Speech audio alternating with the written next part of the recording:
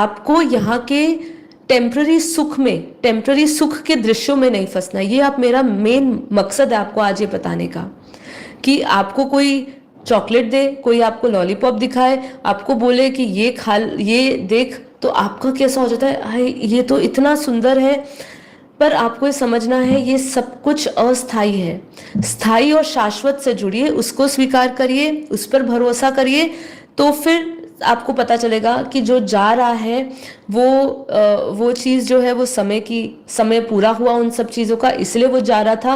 उन ब्लॉकेजेस में मत पड़िए, हर चीज़ का सवाल का जवाब मत मांगिए। अपने स्थूल जगत का मांगना है तो आत्मा के विषय का हर एक सवाल पूछिए अपने आप से, ठीक है।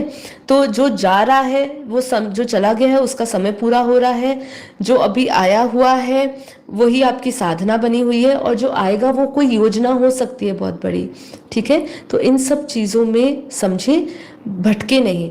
अब क्या कह रहे हैं कि जब कोई साधना करता है उसको ऊपर उठने के लिए रोका जाता है।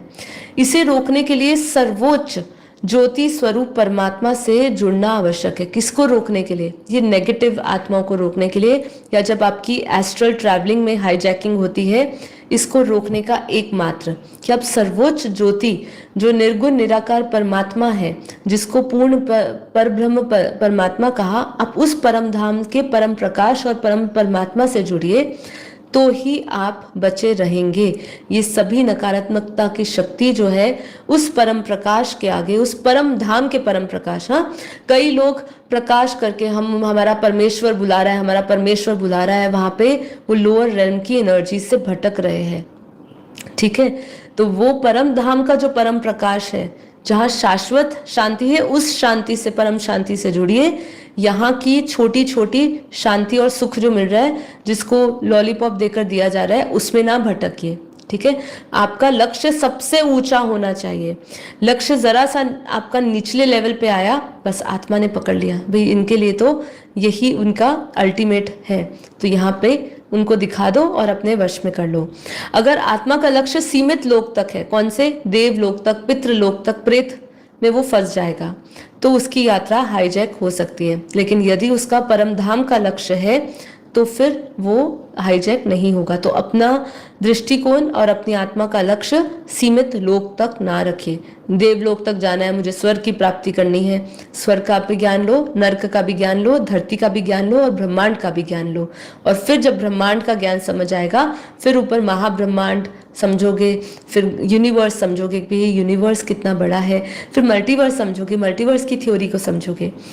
तो यानी एस्ट्रल हाईजैकिंग आत्मा की सूक्ष्म यात्रा का किसी निम्न सत्ता द्वारा अधिग्रहण है। परम धाम से जुड़ी आत्मा ही इससे बच सकती है, क्योंकि यहाँ तक कोई नकारात्मक शक्ति पहुंच ही नहीं सकती है, ठीक है। तो जहाँ पॉजिटिविटी है, जहाँ नेगेटिव आत्मा का कोई अंश नहीं है, वो केवल और केवल परम धाम है। क्योंकि उस परम धाम में जाने के लिए परम परम परम परम परम शुद्धता, परम परम परम ज्ञान चाहिए। वहाँ पे कोई भी ऐसी वैसी आत्मा नहीं वास कर सकती है, पहुंच ही नहीं सकती है। उसकी सोच के वो बाहर है, वो जोन उस जोन के बाहर है, उसके लिए वो जोन में निषेध है, वहाँ नो जोन एरिया है उन आत्माओं के लिए, ठीक है। तो जैसे ही आपको ये समझ आए वैसे ही और अटेंशन दीजिए अपनी ओर। यहाँ पे संकेत और लक्षण के बारे में क्या बताया कि नींद में डरावने सपने, बार बार दबाव महसूस करना, मेडिटेशन या एस्ट्रल प्रोजेक्शन में अचानक नियंत्रण खोना, शरीर पर ऊर्जा और भारीपन या भारी शक्ति का प्रवेश महसूस करना, चेतना की क्लैरिटी खोकर भ्रम या दूसरी सोच का हावी होना, ये सब आपको संकेत मिल सकते हैं कि ये मेरा स्वभाव नहीं है, ये मेरा संस्कार नहीं है, मुझे कहीं पर कोई मुझे कोई लोअर एनर्जी से जोड़ना चाह रहा है या मेरी आत्मा की शक्ति को खराब कर रहा है। तो ये सब है। तो जब भी आपको डरावने सपने आते हैं, ये सब आते हैं, ये भी हो सकता है, बट सपनों की रियलिटी को तो हम मानते ही नहीं, क्योंकि जैसे ये जगत सत्य नहीं है, स्वप्न भी सत्य नहीं है। स्वप्न जगत में फंसने की कोई आवश्यकता नहीं है। कई लोग इतना ज्यादा अपने स्वप्नों से जुड़े होते हैं, उनको कोई छोटा सा सपना दिख जाता है, वो स्वप्न के गहरे चिंतन में उतर जाते हैं। वो चिंतन आपको बिगाड़ देगा। देखा सपना, सच हो झूठ हो उसमें पढ़ने की ज़रूरत ही नहीं है, क्योंकि स्वप्न भी टूटने पर असत्य महसूस होता है, वैसे जगत भी असत्य है, तो दोनों उसका कोई रियलिटी से कनेक्शन नहीं है। कुछ अगर हो जाए तो वो संयोग हो सकता है, ठीक है। तो उसको, क्योंकि ये याद रखिए, जहाँ आपकी अटेंशन गई वहाँ एनर्जी फ्लो होगा। जैसे ही आपने अपने स्वप्न जगत में कुछ बुरी चीज देख ली और आपने उसको एनर्जी दे डाली, उस पर विश्वास कर डाला, तो वो एनर्जी रियलिटी बन जाती है। आपको लगता है देखो सारे मेरे सपने सच होते हैं, फिर जब डरा हुआ सपना देखोगे तो वो भी सच हो ही जाएगा।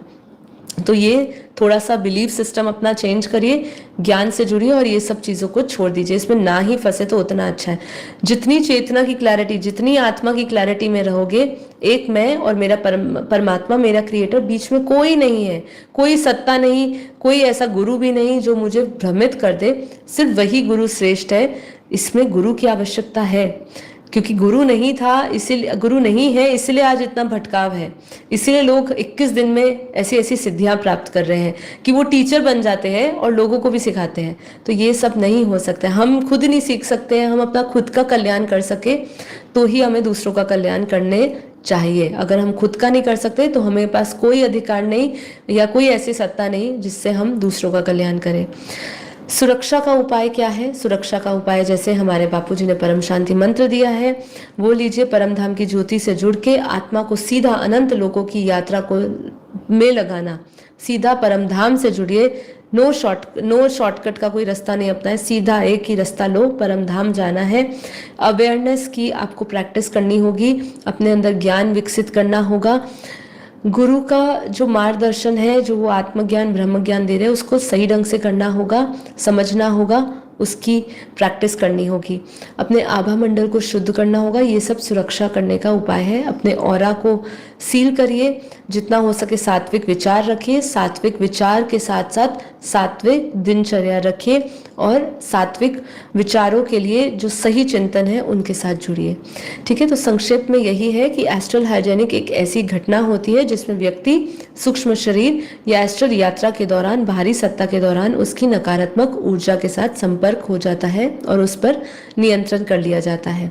इसीलिए ये जो पिशाच ग्रहण होता है, भूत बाधा होती है, हमारे भारतीय दृष्टि में इसके बारे में बहुत कुछ कहा गया है, ठीक है। अब हमें परमधामी परम प्रकाश से जुड़ना है। बिना एस्ट्रल यात्रा असुरक्षित है, एस्ट्रल यात्रा जो है वो असुरक्षित है और हमें परमधामी मतलब परम धाम की परम प्रकाश से जुड़ना चाहिए, ऐसा हमें बापूजी बता रहे हैं, ठीक है। तो ये डरने की बात नहीं है, सिर्फ सचेत अवेयरनेस, फुल अवेयरनेस के साथ रहिए और सिर्फ ज्ञान पर फोकस करिए। ज्ञान, फिर सब्जेक्ट आता है योग, फिर आता है ज्ञान योग सेवा धारणा, ठीक है। तो धारणा आपको अंतिम में आएगी, लेकिन कुछ संकल्प आपको लेने होंगे नॉन अटैचमेंट्स के।